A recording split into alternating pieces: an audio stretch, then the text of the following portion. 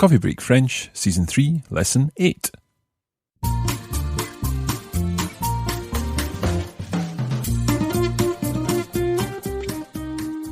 Salut tout le monde et bienvenue à Coffee Break French. Welcome back once again to Coffee Break French. Cette semaine, nous allons continuer avec le texte de Katie. Nous avons commencé à étudier ce texte la semaine dernière et cette semaine, nous allons continuer. So we're going to be continuing to work on Katie's second text this week and we'll be helping you understand the text. Alors, est-ce que vous êtes prêts?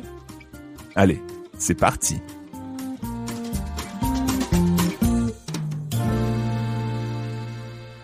We're going to begin by listening to Katie's second text, and you've actually heard the first couple of paragraphs of this. We looked at them last week.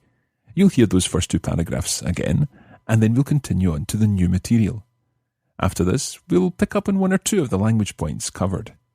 If you'd like a full analysis of the text, then you can use the extended version of this episode, and that's available as part of our members' materials. You can find out more at coffeebreakfrench.com. Okay, let's have a listen to Katie's text. Salut mes amis, me revoici. Comment allez-vous? Moi, ça va très bien. Enfin, j'ai eu une semaine assez difficile, mais ça va quand même. Tout est bien qui finit bien. J'ai appris cette expression cette semaine. Je vous explique. Après mon cours de français mardi soir, j'ai décidé d'aller au centre commercial Nice Étoile au centre-ville. J'adore faire les magasins. C'est plutôt du lèche-vitrine parce que je n'ai pas encore trouvé d'emploi. J'avais feuilleté les livres à la Fnac et j'étais sur le point de sortir du magasin quand je me suis rendu compte qu'il y avait un garçon derrière moi en train de fouiller dans mon sac. Je me suis retournée et il est parti en courant, avec mon portefeuille. Il est sorti du magasin et a descendu l'escalier.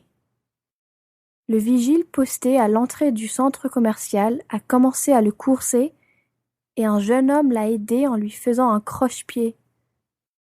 Le garçon est tombé par terre et le vigile l'a attrapé. Quel soulagement! Le vigile m'a rendu mon portefeuille, mais je n'ai pas eu l'occasion de remercier le jeune homme. C'était bien dommage parce qu'en fait, il était très mignon. Mais, comme j'ai déjà dit, tout est bien qui finit bien. Alors, quoi d'autre? Cette semaine, en classe, nous avons fait un peu de révision. Nous nous concentrons sur les temps des verbes, et c'est bien parce que je les trouve assez difficiles. Le passé, ça va. Enfin, je ne dois pas dire le passé, parce que, comme Madame Soulabaï nous dit, il n'y a pas un seul passé. Il y a le passé composé, l'imparfait et le plus que parfait. Il y a aussi un autre temps dont Madame Soulabaï nous a parlé, mais ce temps est utilisé seulement dans les livres. C'est un peu trop difficile pour moi. Cependant, le nouveau temps verbal que nous avons appris cette semaine, c'est le futur. Qu'est-ce que c'est difficile? En fait, je dois pratiquer le futur, donc je vais essayer d'écrire un peu à propos de ce que je vais faire, ou de ce que je ferai cette semaine. Jeudi et vendredi, j'essayerai de trouver un emploi. Maintenant, c'est urgent. Je regarderai dans les vitrines des cafés et des magasins. En fait, hier soir, on m'a offert un emploi dans un bar américain dans le vieux Nice. Mais je ne veux pas y travailler. Je n'aurai pas beaucoup d'opportunités de pratiquer mon français dans un bar américain. Samedi, j'irai à la plage avec Raquel, une étudiante espagnole qui est dans ma classe. Nous passerons l'après-midi sur la plage et nous nous baignerons. S'il ne fait pas beau, nous irons au musée d'art moderne. Bon, c'est tout pour aujourd'hui. À la semaine prochaine, en espérant avoir un emploi d'ici là. Okay, if we return now to the beginning of the third paragraph, Katie starts by saying, alors, quoi d'autre? What else? What else do I have to tell you? Quoi d'autre? Well, this week, they've been doing some revision, some consolidation work. And they've been concentrating on verb tenses, les temps des verbes. Cette semaine, en classe, nous avons fait un peu de révision. Nous nous concentrons sur les temps des verbes. Katie thinks this is good, the fact that they're concentrating on verbs, because she finds them quite difficult. Listen to how she says, I find them quite difficult. Et c'est bien, parce que je les trouve assez difficiles. Listen to this again. Et c'est bien, parce que je les trouve assez difficiles. She's saying, je les trouve assez difficiles. I, them, find quite difficult. Je les trouve assez difficiles. She then talks about the past tenses that they've already covered. Le passé composé, and that's the tense that we know as the perfect, or the present perfect. L'imparfait, the imperfect. Et le plus que parfait, the pluperfect tense. So in Katie's class, they've already covered these tenses. Il n'y a pas un seul passé.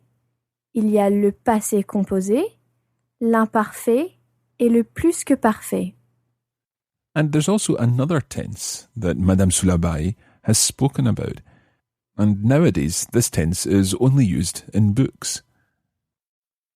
Il y a aussi un autre temps dont Madame Soulabaï nous a parlé. Mais ce temps est utilisé seulement dans les livres. So perhaps you'll remember exactly what Katie said here, but try working out how you would say, this tense is used only in books. And the word for tense is temps, just like the word time. This tense is used only in books.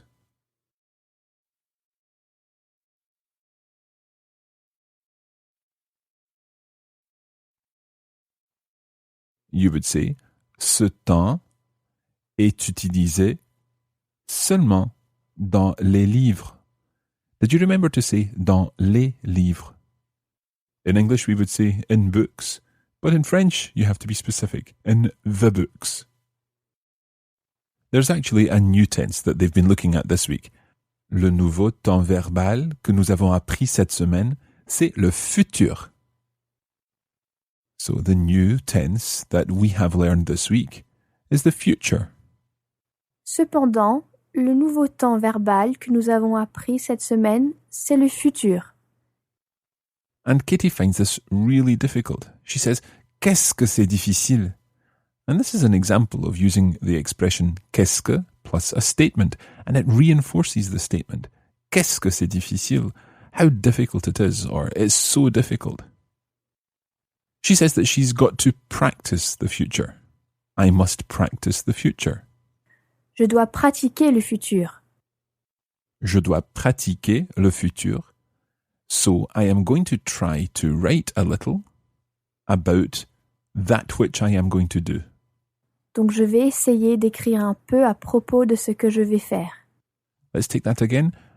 Je vais essayer, I am going to try, d'écrire un peu, to write a little, à propos de ce que je vais faire, about that which I am going to do. Je dois pratiquer le futur. Donc je vais essayer d'écrire un peu à propos de ce que je vais faire. Ou de ce que je ferai cette semaine. And Katie actually corrects herself because she originally used an immediate future tense, aller plus the infinitive, je vais faire. But she corrected it to use the real future tense, ou de ce que je ferai cette semaine. Ou de ce que je ferai cette semaine. We're going to pick out the different things that Katie says she will do in the coming week. So these are examples of the future tense. I'd like you to see if you can work out what Katie will do Thursday, Friday and Saturday. Jeudi et vendredi, j'essayerai de trouver un emploi. Samedi, j'irai à la plage avec Raquel. Nous passerons l'après-midi sur la plage et nous nous baignerons.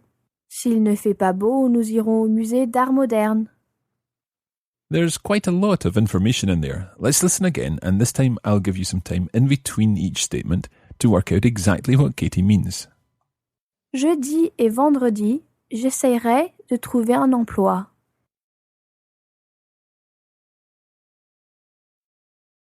So on Thursday and Friday, Katie will try to find a job. J'essaierai de trouver un emploi.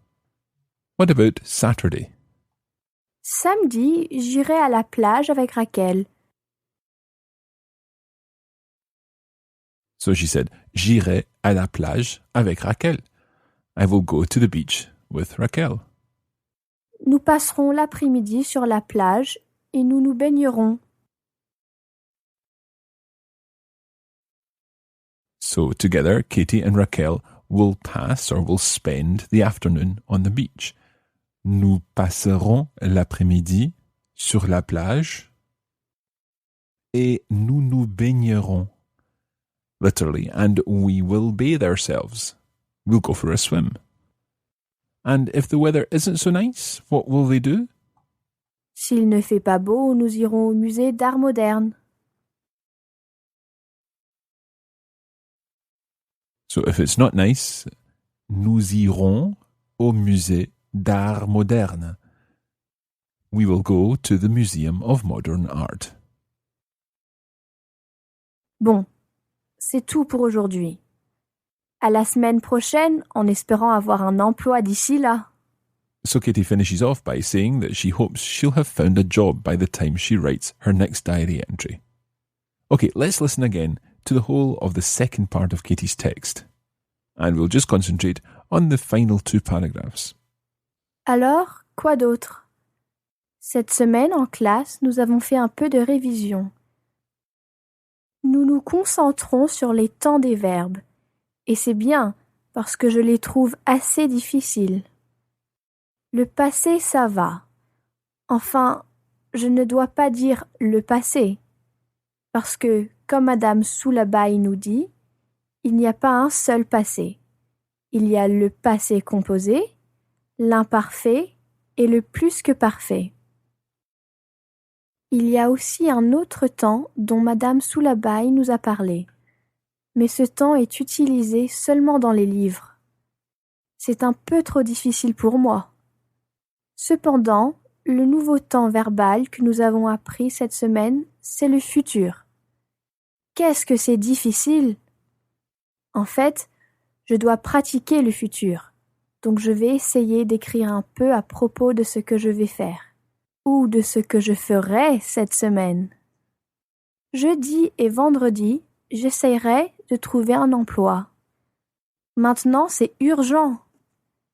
Je regarderai dans les vitrines des cafés et des magasins.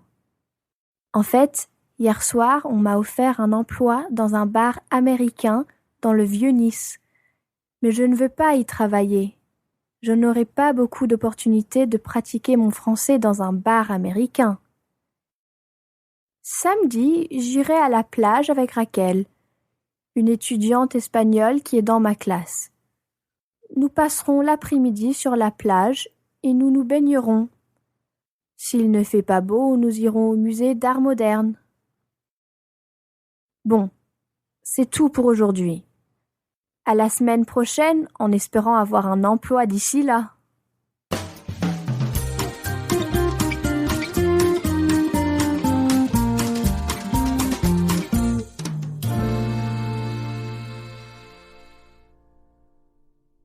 Now, in this week's text, there have actually been lots of examples of direct and indirect object pronouns. Think of, for example, je les trouve assez difficiles.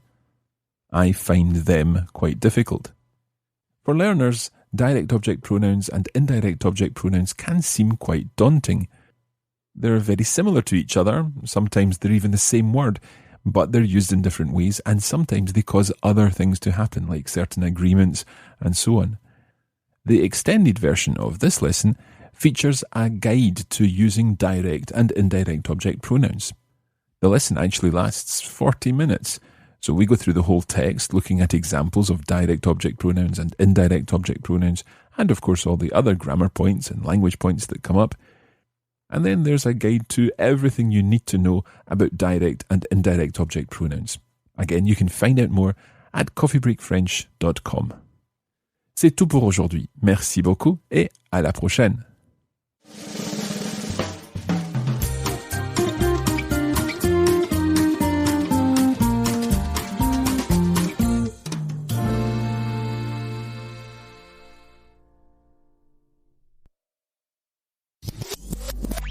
This podcast was brought to you by the Radiolingua Network. Find out more at www.radiolingua.com.